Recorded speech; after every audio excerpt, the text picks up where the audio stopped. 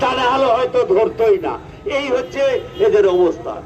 আজকে আপনারা জানেন এখানে পরিযায়ী শ্রমিক, আপনারা বিভিন্ন রাজ্যতে পরিযায়ী শ্রমিক হিসাবে আমাদের কালিয়াচক কেন গোটা ওয়েস্ট বেঙ্গলের লোক বাইরে থাকে।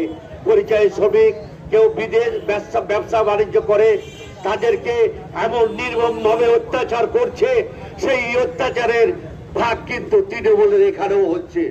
কারণ আপনারা জানেন যে এখানে গরু নিয়ে ছিল, তাদেরকে কিভাবে অত্যাচারিত করে রেখেছিল আপনারা ভালো করে জানেন। এই জন্য বলছি আপনারা সবচেয়ে সাবধান হয়ে যাবেন। এই যে বিজেপি সরকার এবং আমাদের যে তৃণমূল সরকার আছে, এরা কঠিন আতাত আছে।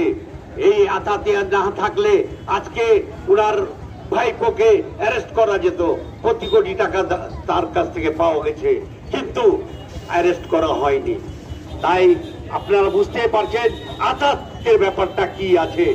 না হলে অনেক অ্যারেস্ট হতো, কিন্তু এই ছোট মোটো গুলো অ্যারেস্ট হচ্ছে, বড় বাঘা বাঘা যেগুলো আছে সেগুলো অ্যারেস্ট হয় না। এই তো আমাদের পশ্চিমবাংলা অবস্থা। আমরা তাই ধিক্কার জানাই, বিজেপি সরকারের কে ধিক্কার জানাই, এবং তৎসঙ্গে আমাদের যে তৃণমূল সরকার আছে তাকেও ধিক্কার জানাই। কারণ আমরা দেখেছি এখানেও বিভিন্ন জায়গায় আমাদেরকে হ্যাকেল করা হচ্ছে, কিন্তু এইখানে কেন নীরব হয়ে আছে মুখ্যমন্ত্রী? তাই আমি বলি যে আপনারা গর্জে উঠুন, আপনারা জেগে উঠুন, আপনারা লড়াই করবেন, আমরা আপনাদের পাশে আছি। এই বলে আমি আপনার বক্তব্য শেষ করছি। জয় হিন্দ, জয় বন্দে মাতরম।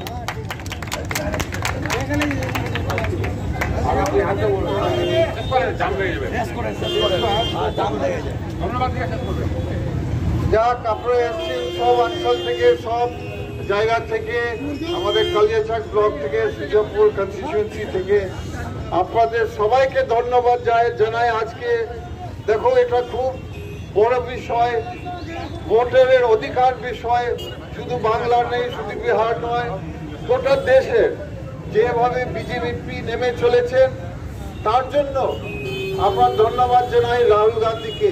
যেভাবে উনি প্রতিবাদ করছেন, ইন্ডিয়া অ্যালায়েন্সের সবচেয়ে বড় লিডার রাহুল গান্ধীজি আপনার জন্য লড়াই করছেন।